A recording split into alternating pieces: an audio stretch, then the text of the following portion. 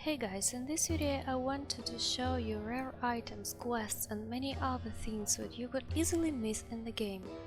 Please right away put a like to this video because I tried very hard for you. Let's probably start with the spear because we can craft it from two items that fall to us in loot. We can find the broken spear handle on the body of the dead true soul Edwin. The second part can be retrieved from the body of an owlbear in the cave. By the way, you don't need to kill an owlbear for this. You can just spend the night in this cave and in the morning you will find out that it was killed by goblins. And you will only have to collect it from the remains. In this way we can craft a spear of vision of the absolute. To craft it, right click on the pieces and choose combine, then drag the remaining piece to the open ingredient slot. It has changed to blind target, deals an additional 2d6% damage to certain creatures that sport multiple set of eyes. I want to show you a useless but funny scent from the goblin camp where you can use your conversational skills to get the goblin to kiss your feet.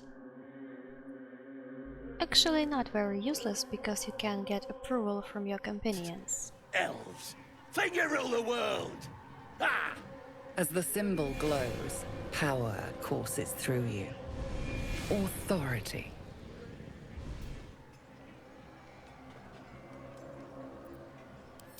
Well, not us.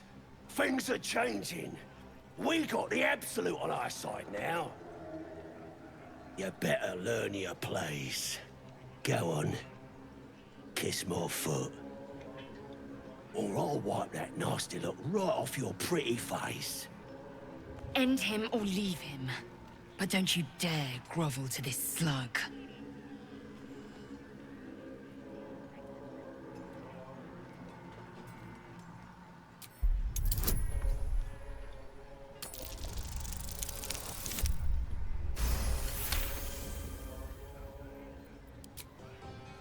Ugh.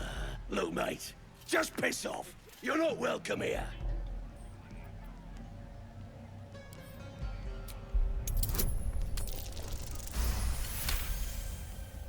The goblin stares, mouth agape. Then he sets his jaw and falls to his knees. There. I've done it. Arrogant swine. Didn't subscribe to my channel yet? Please do.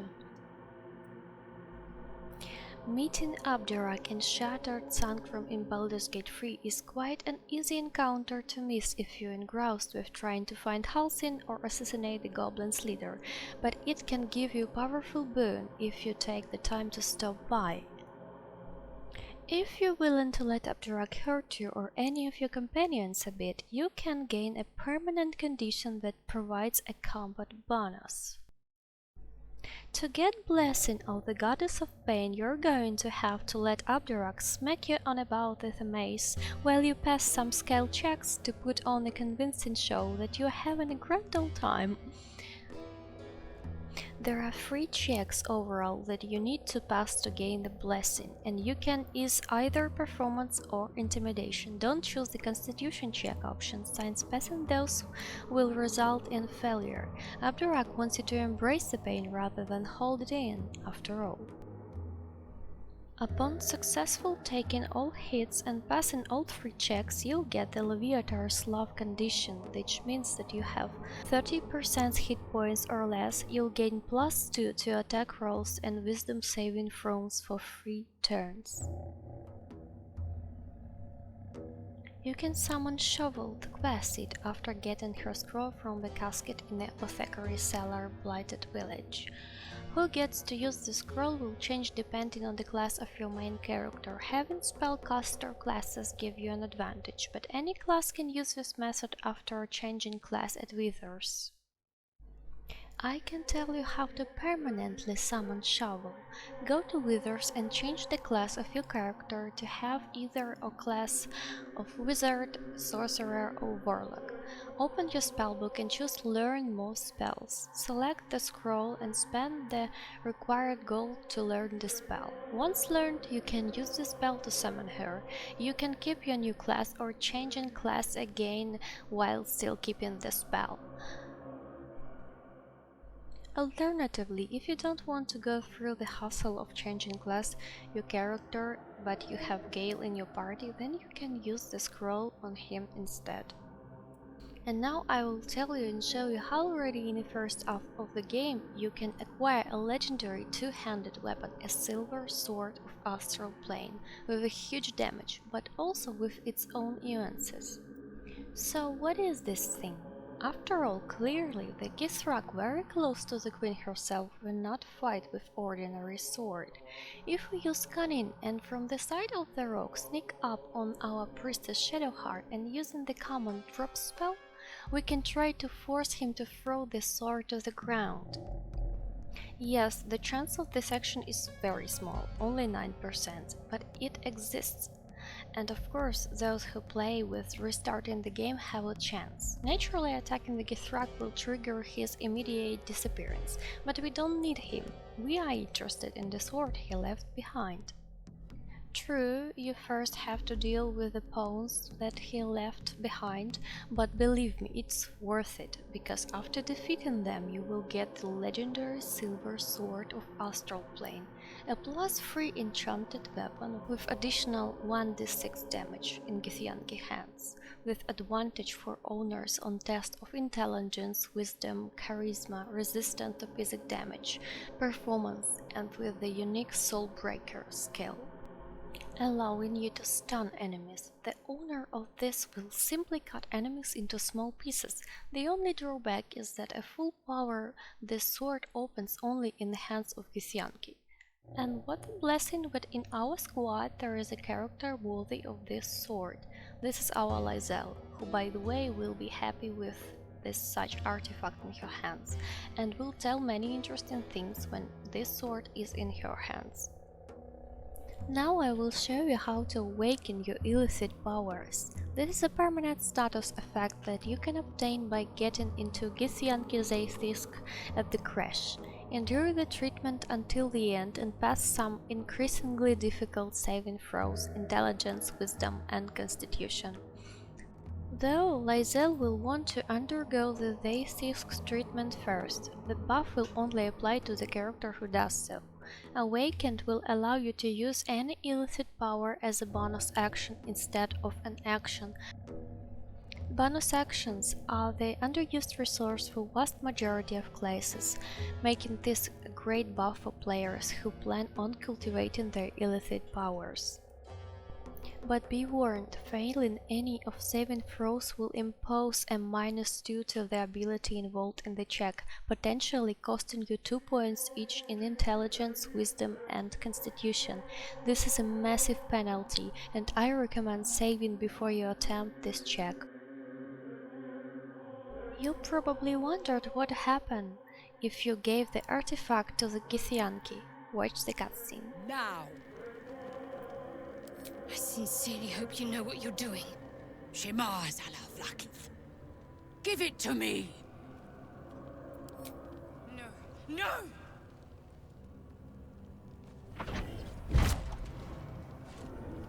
Yes. There it is. Exactly as described. The Inquisition will finally come to an end.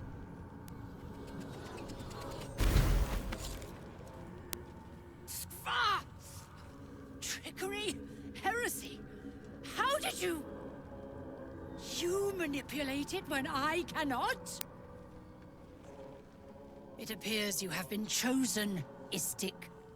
You are lucky. It is not for me to question why. Go, seek the Inquisitor below, and take the cursed thing with you. Next item is the Boots of Speed, a pair of rare boots you can find in the Underdark. They only provide one action, but that one action is click heals, which doubles your movement and gives opportunity attacks against your disadvantage. You can use this skill as often as you like. It's a very powerful effect to put on your any character that needs more mobility.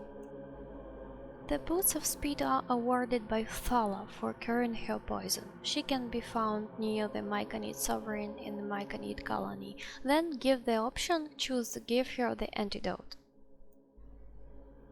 The next item is the Morning Frost. It is the only very rare quarterstaff you find in Act 1st. It's focused on cold damage and gives you a chance to inflict chill on your enemy, which will significantly reduce the enemy's movement speed. Morning Frost is assembled from 3 items you find in the following places: Icy Crystal, looted from Filra the Forgotten, a mad drow protecting the Susurrus tree west of the Myconid colony. Icy Metal, looted from the drow corpse in the room opened by the Myconid Sovereign after eliminated the Durgar outside of the Myconid colony. Icy Helve, looted from the drow called Dawn that attack you after saving him from Spectator in the Underdark. By the way, the Spectator has very good amulet, looted. The fight takes place a short way west of the old Selonid temple. After you have all 3 bars, open the context menu from any of them and select Combine to turn them into Morning Frost quarterstaff. At the end of this video, I want to introduce the fishfolk who think they worship Baal, the Lord of Murder. You can see the location right on your screen.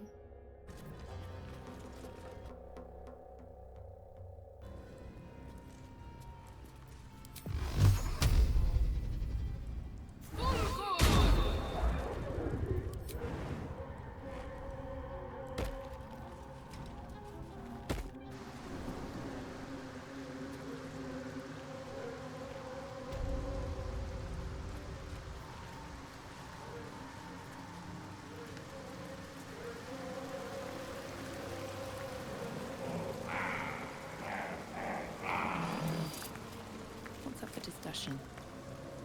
Our blood to fill your oceans, O blessed Boal.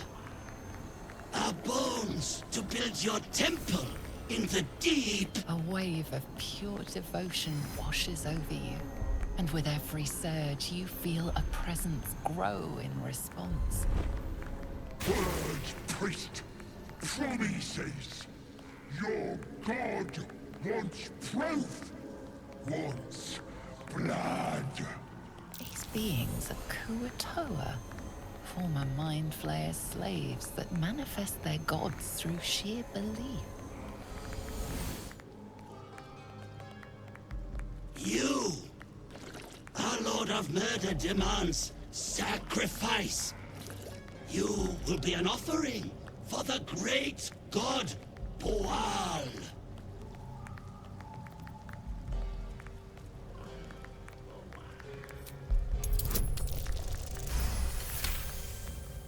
This presence. The magic is not divine, but fey.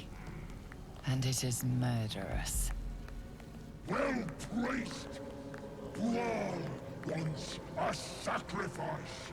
Boal wants blood.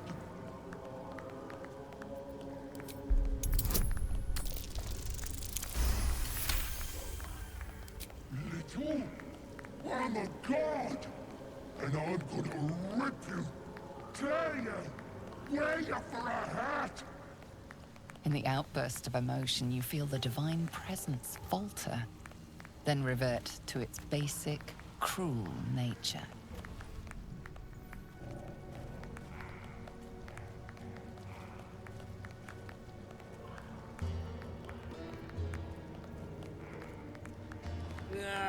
Bollocks! Don't do anything hasty now. The fish folk got plenty of power. We can share.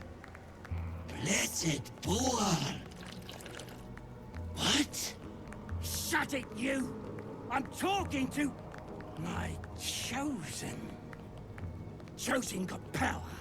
You want power, don't ya?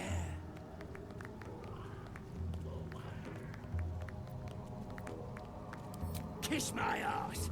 I'm the Lord of Murder. I'll show you why. Lane, the Pretender. We knew in our hearts the god Boal was false. But you, we see you. We know you by your true name, Maglumba. A god to the fishes. A dream come true, is it?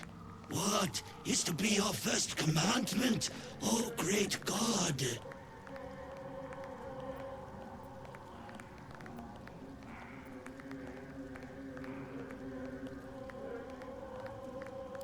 We will spread word of Maglumba. Your glory will sing. That's all, guys. Thank you for watching. Please put like, subscribe, and see you in my next videos.